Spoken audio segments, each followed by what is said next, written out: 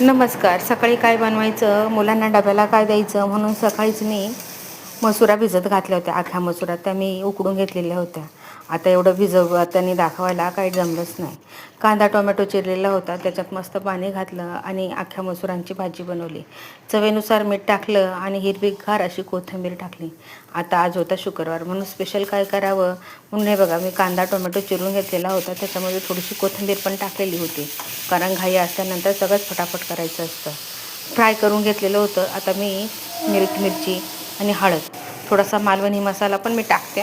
सगळे जेवढे आहे नाही माझ्याकडे मसाले जगभराचे, तेवढे मी ह्या भाज्यांमध्ये टाकत असते. चवीनुसार मीठ टाकलेले आणि कांदा टोमॅटोचा डव करून घेतलेला आहे. आता मी साईडला अंडेसुद्धा फोडून घेत आहे.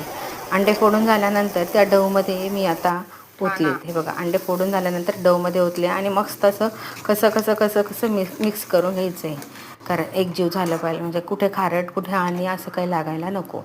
हे बघा, याला बोलतात अंडा लपथापा. म्हणजे जास्त शिजवायचं पण नाही, जास्त कच्चं पण ठेवायचं नाही.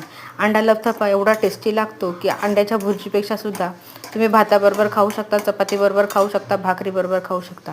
एकदम टेस्टी आणि पौष्टिक अशी भाजी आहे. भाजी म्हणजे भुर्जी पण बोलू शकता, अंडा लपथापा पण बोलू शकता तुम्ही.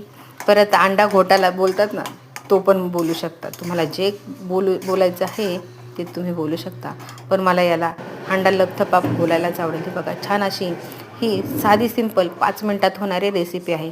मुलांच्या शाळेमध्ये जर तुमच्या अंड्याची भुर्जी चालत असेल तर ही रेसिपी 5 मिनटात होते. आणि ही सुद्धा मी सुखी सकाळी मुलांच्या टिफिनमध्ये बनवून दिलेली होती आणि नंतर आम्हाला घरी खायलासुद्धा अशी पातळ बनवलेली होती.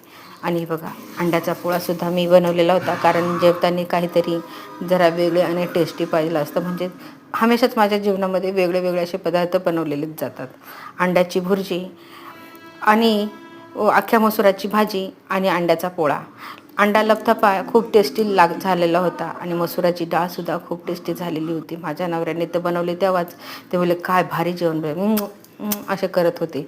आणि अंड्याची पोळीसुद्धा मी खाऊन बघितली, ती पण टेस्टी झालेली होती. आणि आपली अंडा लपथापासुद्धा खूप छान